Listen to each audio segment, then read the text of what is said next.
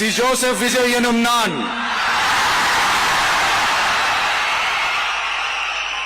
தமிழ்நாட்டு அரசின் முதலமைச்சர் என்ற முறையில்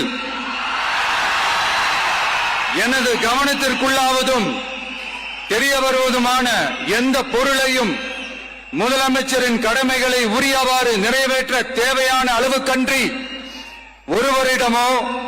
பலரிடமோ நேர்முகமாகவோ மறைமுகமாகவோ அறிவிக்கவோ